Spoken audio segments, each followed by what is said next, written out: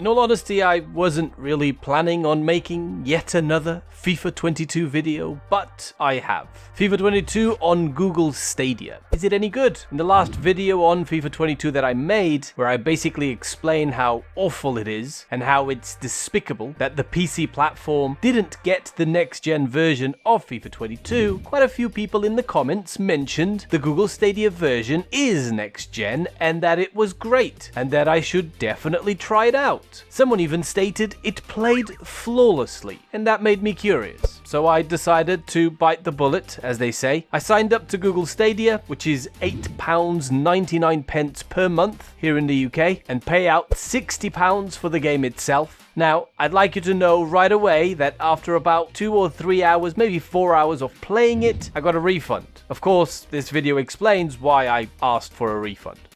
Okay, so first and foremost, what is Google Stadia? I hear some of you ask. Well, if you don't know, Google Stadia is basically the equivalent to Amazon Prime, but with games. There are some free games with your subscription, but for the most part, games are bought as normal, and that's obviously on top of your monthly subscription. The way it works, you stream the game whilst you play, rather than use a disc or download it to your hard drive. Kind of like Netflix, basically. If you have a laptop or a PC, you just need Google Chrome, and you can connect any controller you want via USB, and you're ready to go. You can also download the app on your phone or your telly, but you will need extra hardware in order to play. On your telly, you need the Google Chromecast and the Google controller, which is around £50 or £60. And then on your phone, I think you just need to be able to connect a controller to it to play. But yeah, that's basically what Google Stadia is, in case you weren't familiar with it. In fairness, you know, it could certainly be the future of gaming platforms in some way or another, but right now, it's still having quite a lot of issues with things like latency and lag, which means for competitive games like shooters, it's a huge problem. And this might be a pretty obvious statement, but you also need to have pretty good connection to have a proper experience, and of course reduce any kind of lag you might have. In any case, seeing as so many people were telling me that FIFA 22 was excellent and that it was flawless on Google Stadia, like I said, I decided to give it a go. Unfortunately, it really wasn't anywhere even near such a thing as flawless.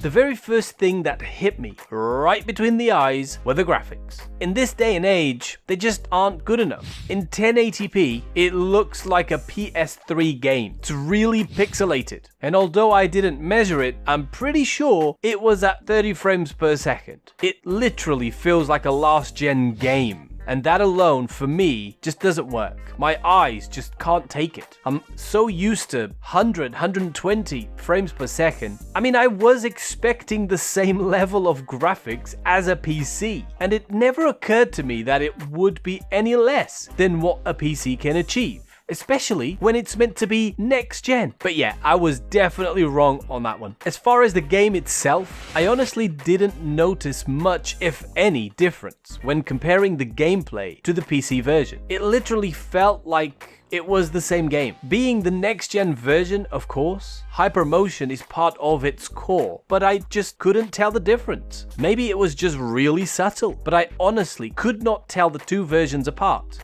Now, when you first start the game, there's like an intro where you get to create your character. You do these football mini games through the streets of Paris, and you basically end up at the PSG stadium having like a tryout session, and you're training with Mbappe and Thierry Henry, after which you play a Champions League game between PSG and Chelsea. I mean, the intro is really cool. I bring this to you because you don't get this on the last gen version. At least on the PC version, you don't get it. And I just don't quite understand why. It doesn't seem like it's anything special. It doesn't seem like it's only meant for next gen, but maybe EA felt the need to add something more to the next gen version of FIFA 22. Maybe because they felt what they had wasn't quite enough. I don't know, whatever the reason, it doesn't really make much sense to me why this intro type thing wasn't on PC. But, you know, moving on. The actual biggest problem, unfortunately, was the input latency. Basically, there is quite a noticeable delay between your button press and the game's response on Google Stadia. Of course, this is mainly because this is being played on a streaming service rather than with the game installed on your hard drive. Now, there are also some lag issues, and I will admit that all these problems that I've mentioned and all these issues with FIFA 22 on Stadia could definitely be because of my internet, but I do have decent internet. I can play, stream, download with no problems whatsoever, never had a problem. Plus, my internet has a very high upload speed because, of course, I upload to YouTube, and I have a ping that averages around 8 milliseconds. So I doubt it's my internet, but still, it could have been that, I guess. Nonetheless, for a game like FIFA, there cannot be any delay. Latency in a game like this is just a huge no-no. And I'm sure FIFA players out there would feel the exact same way. When you're defending, you need an immediate response from your button press to try and get the ball back. Any delay could mean you give away a penalty or a silly foul. And to be fair, the same applies when you're attacking, especially if you're having a shot on goal. If there's any latency and a delay, your opponent can just take the ball from you just as you're about to shoot. Now, against a human player, where you're both having the same latency issue, I guess it's not as bad. But if you're playing the AI, where you have a delayed response with every button press and the CPU doesn't, well, it's a pretty big issue. It just doesn't work for me, unfortunately. It was a frustrating experience, to be completely honest.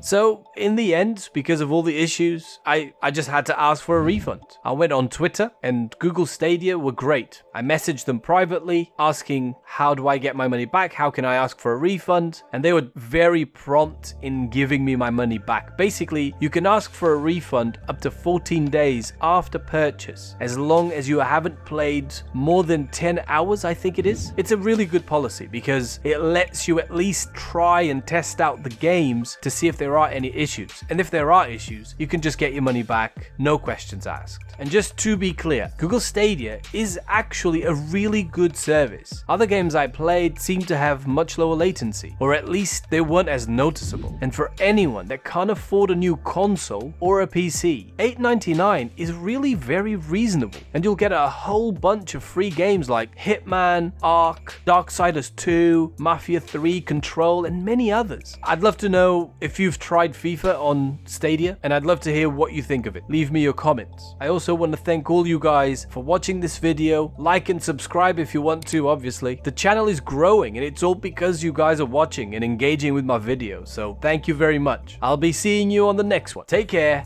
goodbye.